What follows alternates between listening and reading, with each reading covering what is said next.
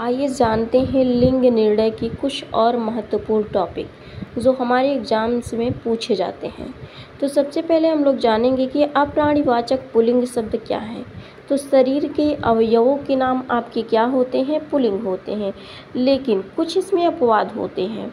जैसे आपके जो कान, हाथ, पैर, पेट, सीना और बाल, ये सब क्या है, शरीर के अवयव हैं और ये पुल्लिंग है। लेकिन बात करते हैं इसमें कुछ अपवाद होते हैं। तो अपवाद कौन से हैं, जैसे नाक, नाक कटा कि नाक कटी, तो आपका क्या होता है, नाक कटी। तो यह किसके अंतर्गत आएगा, स्त्रीलिंग। आँख बड़ी है कि आँख बड़ा है, तो आपकी आँख क्या है, बड़ी है।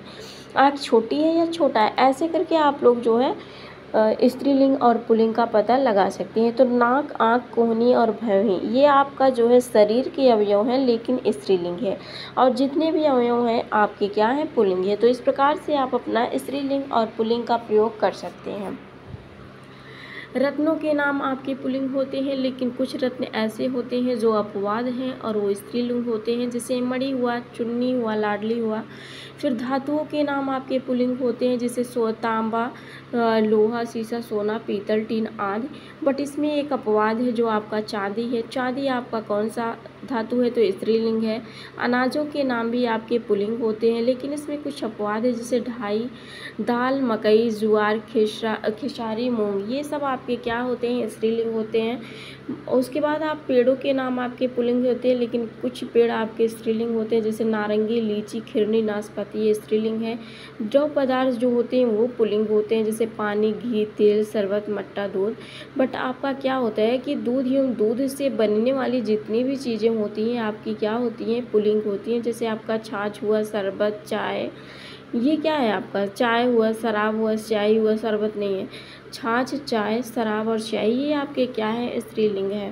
फिर उसके बाद भौगोलिक आकृतियों के नाम भी आपके क्या होते हैं, पुल्लिंग होते हैं, लेकिन कुछ इसमें है कि स्त्रीलिंग होती है, जैसे नदी हुआ, झील, घाटी, पृथ्वी, ये आपकी स्त्रीलिंग है।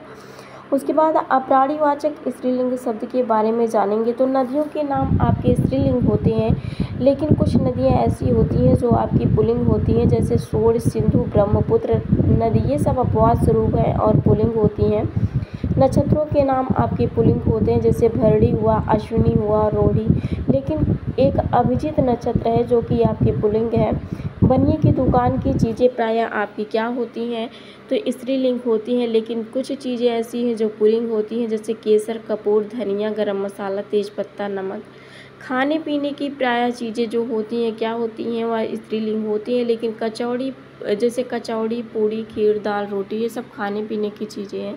बट इसमें कुछ अपवाद है, जैसे पराठा हुआ, हलवा, भात, रायता, दही, ये आपका क्या है, अपवाद में है। हालांकि आपका जो सबसे ज़्यादा पूछा जाता है इसमें दही पूछा जाता है, दही आप लोग स्त्रीलिंग कर देते हैं, जबकि यह पुल्लिंग है क्योंकि यह अपवाद है।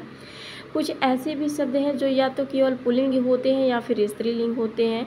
इनमें प्रायः पशु पक्षियों के नाम आते हैं, जैसे नर मादा लगा करके लिंग परिवर्तन कर दिया जाता है।